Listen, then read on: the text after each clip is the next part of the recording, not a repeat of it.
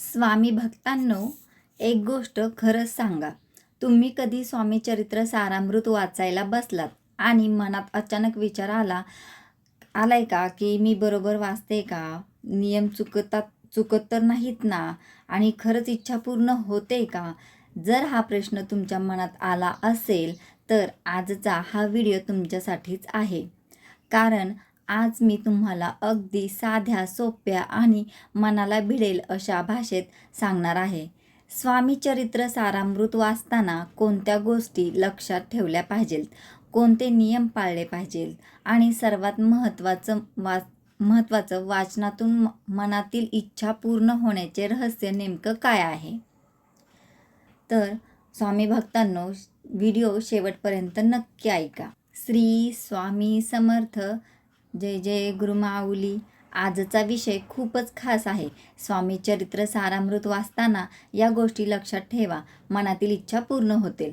भक्तांना आपण खूप वेळा बघतो, काही लोक नित्य पाठ करतात, काही लोक पारायण करतात, काही लोक स्वामींचा जप करतात, पण तरीसुद्धा ते म्हणतात मी इतकं वाचते पण मनासारखं काही होत नाही. आणि काही लोक अगदी साधं वाचन करतात पण त्यांचं आयुष्य बदलायला सुरुवात होते.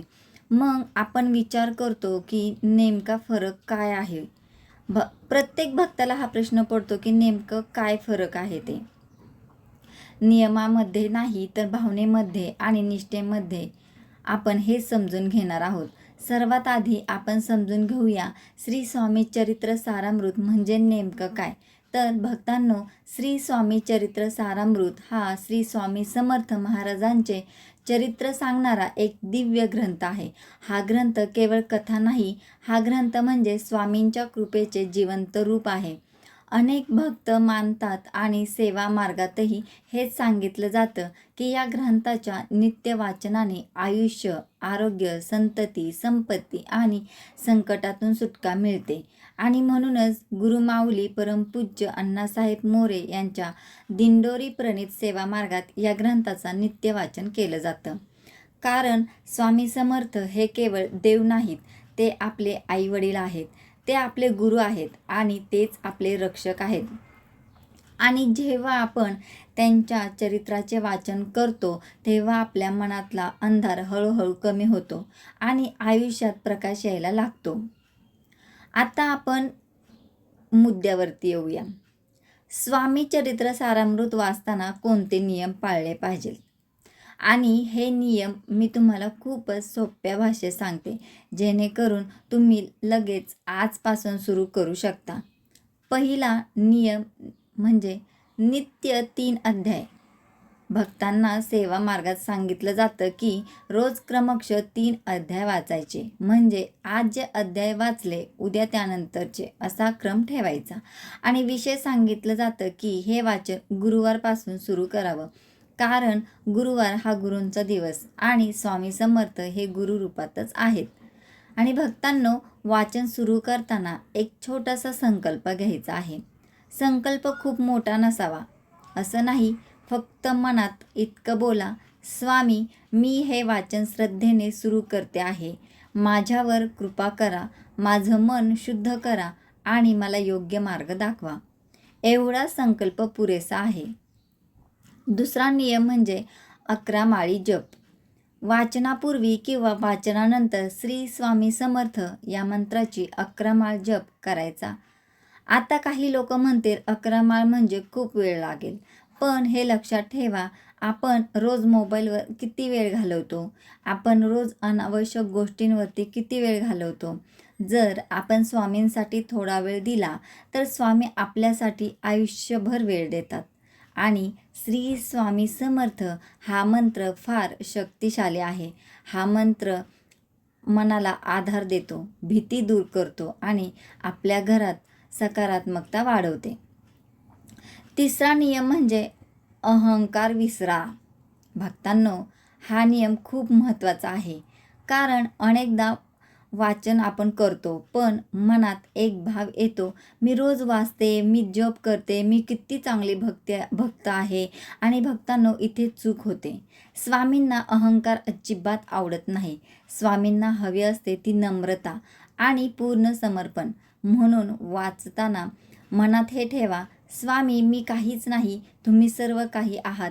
माझं आयुष्य तुमच्या चरणी आहे. आणि जेव्हा हा भाव येतो तेव्हा भक्तांचे संकट स्वतःहून कमी व्हायला लागतात. चौथा नियम म्हणजे शुद्धता पाळणे. वाचन करताना शक्यतो स्नान करून स्वच्छ कपडे घालून स्वामींच्या फोटो किंवा मूर्तीसमोर बसून वाचन करावे. काही लोक म्हणतात आमच्याकडे वेळ नसतो, पण शुद्धता म्हणजे केवळ बाहेरची नाही, शुद्धता म्हणजे मनाची. जेव्हा आपण स्वच्छ होऊन शांतपणे बसून वाचन करतो तेव्हा त्या शब्दांचा परिणाम मनावरती जास्त होतो. आणि विशेषतः रात्री झोपण्यापूर्वी वाचन केलं तर मन शांत होतं, झोप चांगली लागते आणि घरात कलहही कमी होतो. भक्तांनो, आता आपण समजून घेऊया की नेमकं इच्छा पूर्ण होण्याचं रहस्य काय आहे. तर शीर्षकात आपण बोललोच होतो की मनातील इच्छा पूर्ण होतील म्हणून. तर एक गोष्ट लक्षात ठेवा, स्वामी समर्थ आपल्या मनातील प्रत्येक इच्छा पूर्ण करतात. पण योग्य इच्छा म्हणजे जे तुमच्या भल्यासाठी आहे, जे तुमच्या आयुष्याला योग्य दिशा देणार आहे, ते स्वामी नक्की देतात. काही वेळा आपण हट्ट करतो आणि स्वामी आपल्याला ते देत नाहीत. कारण स्वामी आपल्याला दुखावण्यासाठी नाही तर वाचवण्यासाठी थांबतात. आणि म्हणूनच भक्तांनो, वाचन करताना तुमची इच्छा स्वामींना अगदी आईला सांगतो तसं सांगा. मनात कुठलाही बनावटपणा, खोटेपणा नको. लोक म्हणतात स्वामी मला हे हवंय, पण आतून त्यांचा विश्वासच नसतो. आणि काही लोक म्हणतात स्वामी मला जे योग्य असेल ते द्या, पण माझं मन शांत करा. आणि स्वामी त्यांना खूप मोठं देतात.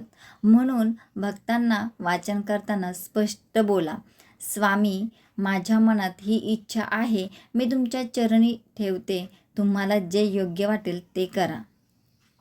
हा भाव आला की इच्छा पूर्ण होण्याची प्रक्रिया सुरू होते. भक्तांनो, आता मी तुम्हाला एक महत्त्वाची गोष्ट सांगते. संकल्पयुक्त पारायण म्हणजे वाचन केवळ सवयीने नको, वाचन हे संकल्पनेने करा. संकल्प म्हणजे मन एकाग्र करून ठरवणे. उदाहरणार्थ, स्वामी माझ्या घरात सतत त्रास आहे, मी हे वाचन 11 दिवस नित्य करेन. किंवा स्वामी माझ्या मुलाचं शिक्षण अडकलं आहे, मी हे वाचन 21 दिवस श्रद्धेने करेल.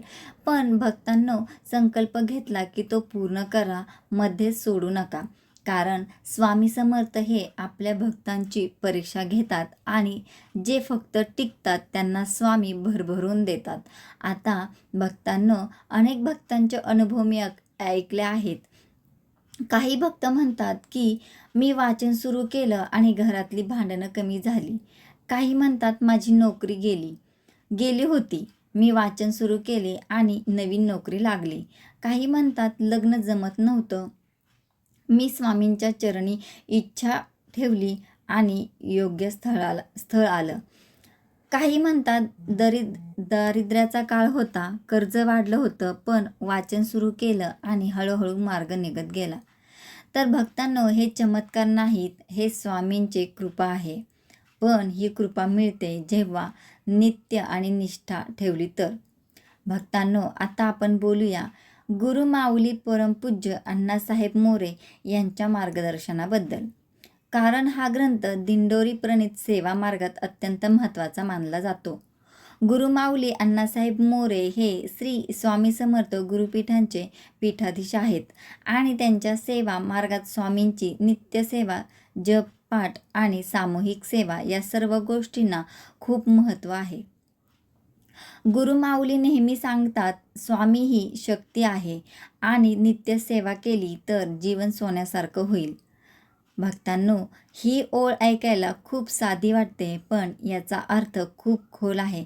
कारण सेवा म्हणजे फक्त पूजा नाही, सेवा म्हणजे आपल्या मनाचा स्वामींच्या चरणी सतत संपर्क ठेवणे.